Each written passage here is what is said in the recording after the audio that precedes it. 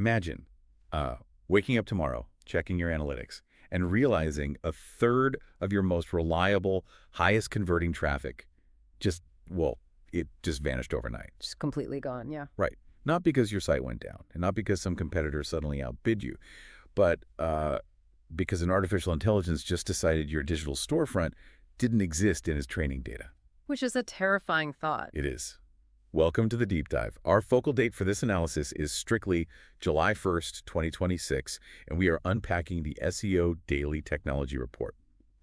So our mission here is to dissect this massive paradigm shift happening right now where, traditional search engine optimization is just violently colliding with generative AI optimization. Yeah, and it's a brutal wake-up call for anyone who's still relying on those legacy playbooks, Right. because we're looking at a fundamentally fractured landscape. But if we break down the mechanics of what is actually happening under the hood as of July 1st, 2026, the core directive is actually still the exact same. You are still trying to connect valuable information with a user. Right. The goal hasn't changed. Exactly. The goal's the same. We just have to completely relearn how the machine in the middle translates that information. So let's start at the absolute center of this shift, which is the new front door of the internet, Google's intelligent search box. Yeah, a massive, massive change. Right, because at I/O a couple months ago, they rolled out the Gemini 3.5 Flash architecture, and it radically altered the user interface.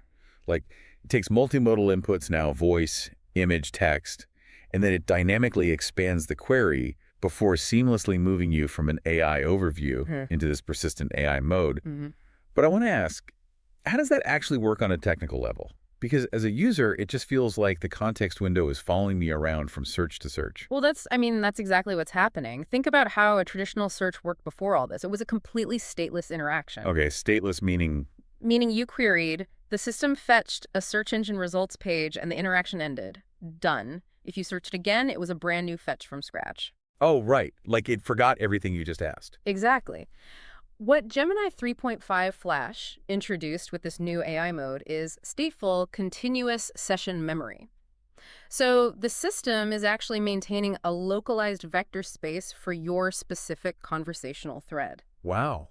Yeah. So when you ask a follow-up question or, say, you drag a photo into the chat, it isn't starting over. It's actually plotting that new input against the localized embeddings of what you literally just discussed. Which completely changes the publisher's objective. Because, they also rolled out search profiles, right? Giving publishers a dedicated space directly in the search interface. It did, yeah. So I'm no longer trying to lure someone out of Google and on my domain. I'm essentially stocking the shelves inside Google's own ecosystem.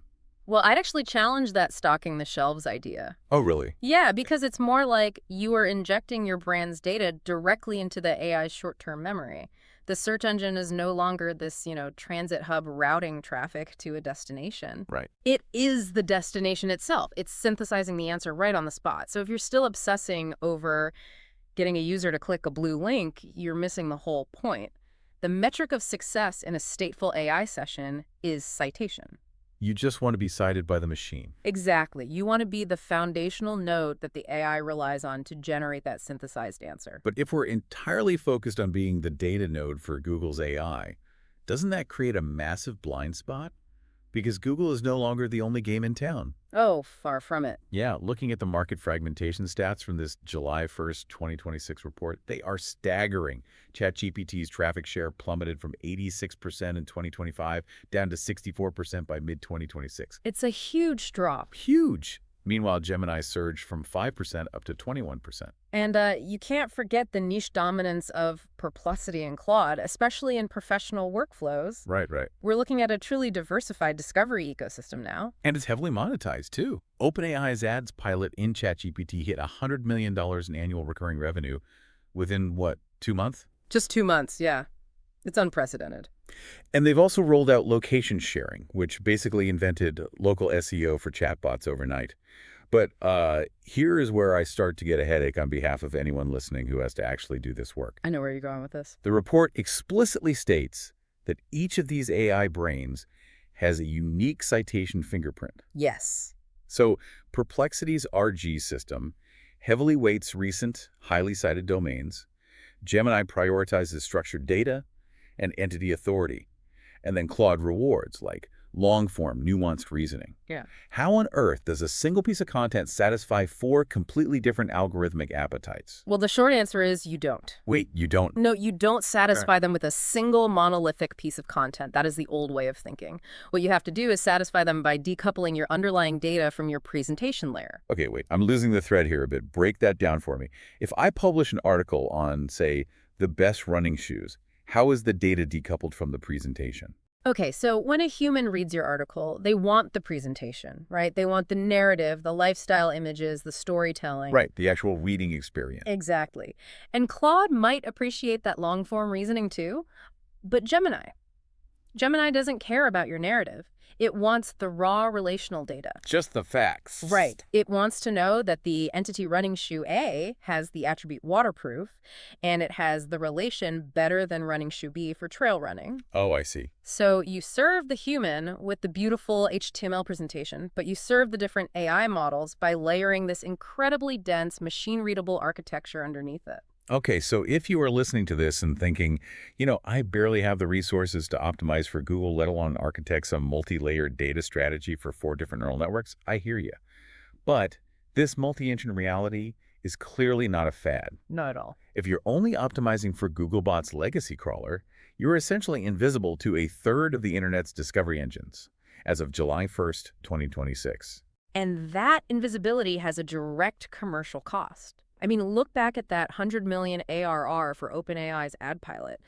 That proves there is massive transactional intent happening inside these chat interfaces right now. Yeah, people aren't just chatting, they're buying. Exactly. Users are buying things, they're booking flights, they're hiring services, and they are doing it without ever looking at a traditional search engine results page. Which brings up, honestly, the most frustrating part of this entire transition. If we're optimizing for 4 totally different neural networks, we're basically flying blind unless we have telemetry, right? Right. How are we getting data back? Well, that's been the huge struggle. Because up until the June 2026 Google Search Console update, we had 0 visibility. Nothing. A black box. Right. GSC finally introduced Generative AI Performance Reports. So now we can see impression-level visibility for AI overviews and AI mode responses, but there's still no clicks data. Yeah, the missing clicks. We can see how many times Gemini hallucinated our brand, maybe, but not if anyone actually navigated to our site. I mean, it's like having a radar that tells you a plane is in the sky, but you have no idea if it actually landed at your airport. The radar analogy is apt, but let's look at why Google is actually withholding that click data. Okay. Technically, a citation in an AI overview isn't a traditional outbound link. When a user hovers over a citation and reads the tooltip, is that a click? Oh, right, because they didn't leave the page. Exactly. If the LLM synthesizes your paragraph perfectly and the user gets their answer without leaving the chat, your content completely fulfilled the intent. But the traffic never left the Google ecosystem. So Google gets the win, not you. Right, and Google hasn't figured out how to attribute that value mathematically to publishers without cannibalizing their own engagement metrics. But Microsoft doesn't seem to care about cannibalizing metrics, right? Because the contrast with Bing Webmaster Tools is wild to look at in this report. Microsoft is playing a very different game. They're being incredibly aggressive. Bing's AI performance report includes all these crazy features like citation share, intents, topics, and compare for Copilot. And we cannot ignore Bing, especially considering that stat from Previsible showing Copilot had a 25.2x year-over-year growth trajectory. Yeah, that number is huge. And Bing's citation share, that's arguably the most important metric introduced in 2026. Let's really examine the mechanics of it. Yeah, let's break it down. So citation share doesn't just measure raw volume. It measures your site's proportion of total Copilot citations within a very specific topic cluster, and then it benchmarks it against your competitors. Okay, so it's relative. Exactly. It's basically calculating your exact slice of the LLM's attention span. That is fascinating. So instead of tracking a rank position, like, saying I'm number 3 for this specific keyword, I'm actually tracking my density within a neural network's response pattern. That's a great way to put it. Rank is a linear concept on a flat 2D page. Citation share is a volumetric concept within a multi-dimensional vector database. So to get a complete picture of your visibility as of July 1st, 2026, you really must be running your GSC impression data against Bing's citation share daily. Every day. Every day. And honestly, this transparency from Bing, it's partly a defensive move on their part. What do you mean? Defensive how? Well, Publishers have been threatening mass robots.txt blockades across the web because of this whole attribution issue we just talked about. Oh, right. Like if you don't pay us or show us clicks, we'll block your crawler. Exactly. So by offering these granular visibility controls, Microsoft is trying to keep the ecosystem open. They're throwing publishers a bone. Okay, so we know the interfaces have shifted to continuous jab. We understand we need a multi-engine data strategy, and we finally have metrics like citation share to track our footprint. So now let's talk about the actual infrastructure. Like, how are teams physically doing this work? Because the SEO tool stack has had to completely reinvent itself in the last 12 months. Let's look at the actual problems these tools are trying to solve. Well, the primary problem for any tool right now is just the sheer speed of data ingestion and the complexity of LLM parsing. Right. Take the problem of visibility across the fragmented web. Semrush launched their AI Copilot to solve this. At like $120 a month, they're doing multi-engine tracking natively now. So you aren't just seeing Google rankings anymore. They are pulling citation data from ChatGPT, Perplexity, and Copilot into one dashboard right alongside their new AI Readiness Score.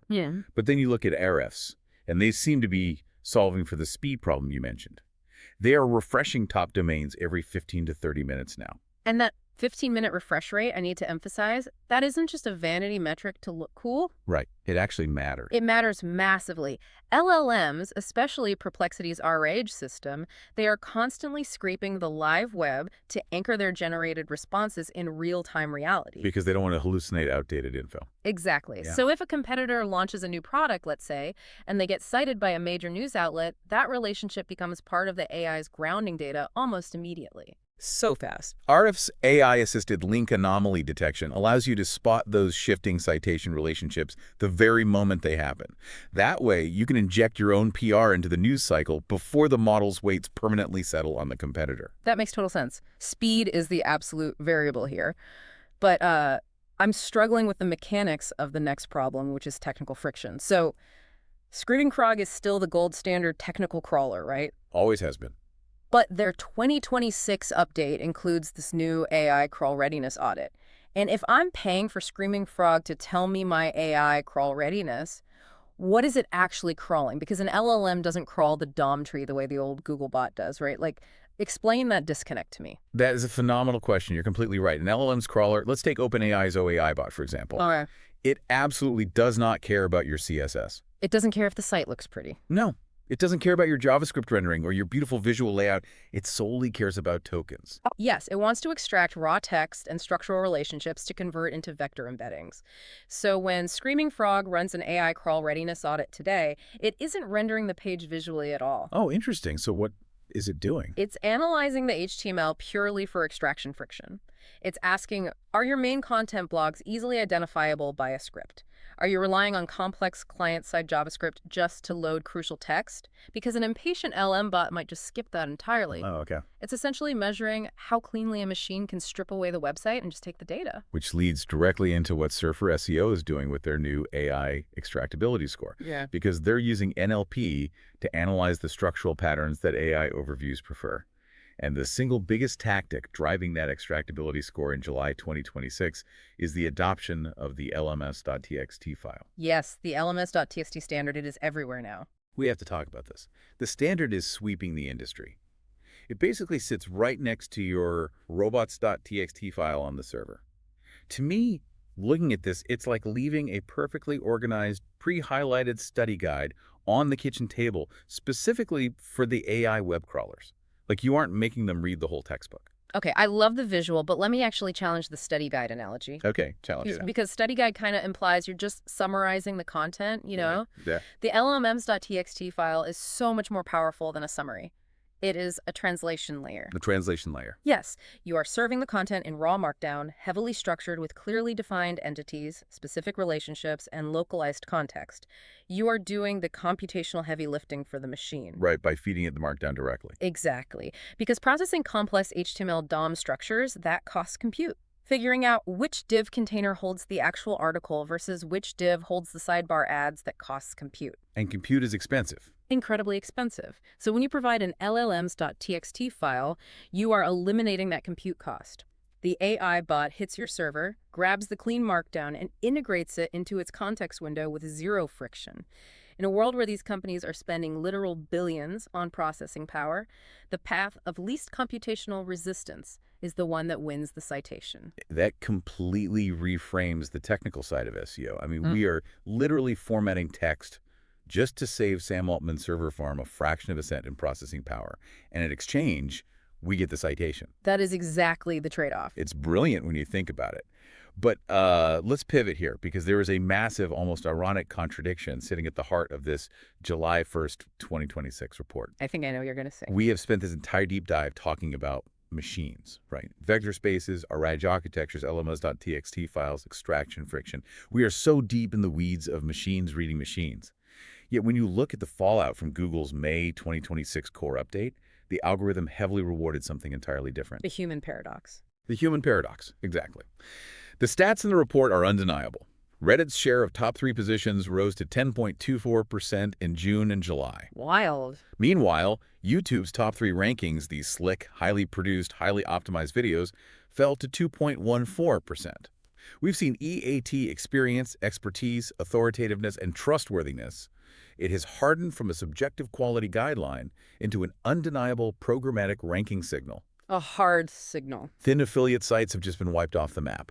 PR and real-world brand signals are absolutely everything now, but my question is why? It seems counterintuitive, right? Totally. Right. If Google is using Gemini to synthesize the perfect machine-generated answer, why on earth are they deliberately pushing messy, unstructured, highly opinionated human Reddit threads to the top of the visibility stack? It all comes down to the economics of information scarcity. Okay, unpack that. Look at what happened in late 2024 and 2025.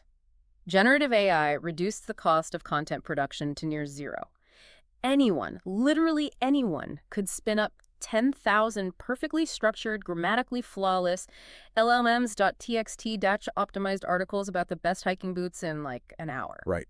The web just flooded with it. Exactly. And when synthetic content becomes infinite, its inherent value drops to absolute zero.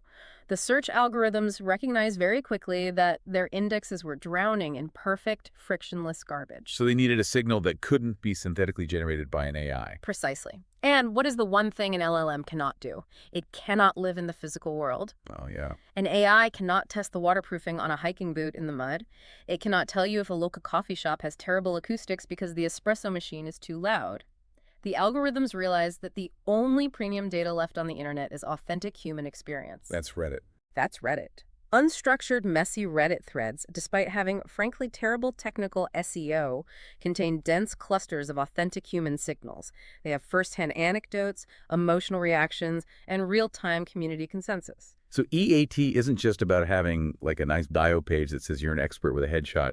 Is the algorithm basically measuring the cryptographic proof of your physical existence? Oh, that is a phenomenal way to phrase it. Cryptographic proof of physical existence. I just made that up, but it makes sense. It really does. The algorithm is looking for off-site signals. Do real humans actually discuss your brand on forums? Do authoritative journalists cite your physical events? You simply cannot fake real-world credentials and press mentions in a localized vector database. You can't prompt your way into the real world. Right. And that is exactly why SEO and PR are fundamentally merged now. You can have the best AI extractability score in the world, your LLMs.txt file can be perfect, but if the machine doesn't detect human trust signals surrounding your entity, it just won't synthesize your data into the answer. It really is the ultimate balancing act. You have to speak to the machine with cold, frictionless mathematical precision using all of this structured data and markdown files. But the content you are actually delivering must bleed authentic human messiness. Perfectly said. So let's synthesize everything we've covered today. Our focal date of July 1st, 2026, it really marks a point of no return. We've mapped the shift from static search results to stateful, continuous conversational interfaces powered by Gemini 3.5 Flash. Huge shift. We've dissected the multi-engine reality, recognizing that ChatGPT, Perplexity, and Claude demand completely different architectural approaches to data presentation. And we explored how to track this invisible landscape by pairing GSE impression data with Bing's aggressive citation share metrics. And we dug into the technical trenches, too. We looked at tools like RFs, providing 15-minute anomaly detection, Semrush, centralizing that fragmented multi-engine view, Right. and Screaming Frog translating LLM parsing friction into actual business cases. Right. And of course, we understand the absolute necessity of the LLMs.txt file to reduce compute cost for those crawlers. All of that balanced entirely against the May 2026 Core Updates mandate, which is that human experience is the only scarce resource left on the web. It's a lot to process. It is a lot. And as we wrap up, I just want to introduce a completely different paradigm shift that we haven't even touched on yet. Oh boy. Okay. Just something for you to think about as you start to rebuild your strategy. We've talked extensively today about structuring your website so an LLM can easily extract the text, right? Right. But if the end state of this technology is an AI assistant reading your data and serving the answer directly to the user in a chat interface, what happens to the visual website? Oh wow. I mean, the website just becomes a headless database. Exactly. We are rapidly approaching a zero UI internet. If 80% of your traffic interaction happens via API calls from AI agents, the millions of dollars companies spend on visual design, UX, CSS, and branding on their .com domains, it all becomes entirely obsolete. That's wild. You won't be optimizing a web page anymore. You will literally be optimizing a raw data stream. So ask yourself, if your website had no visual interface tomorrow and existed solely as an invisible node of information queried by machines, would your brand survive? That is a terrifying and, honestly, entirely plausible thought for where we are heading. If you are just a pretty interface masking commoditized information, the AI will bypass you completely. You have to be the source of the truth. Thank you for joining us on this deep dive. Now, go check your server logs, analyze your citation share, and figure out how to prove to the machines that you actually exist. We'll catch you next time.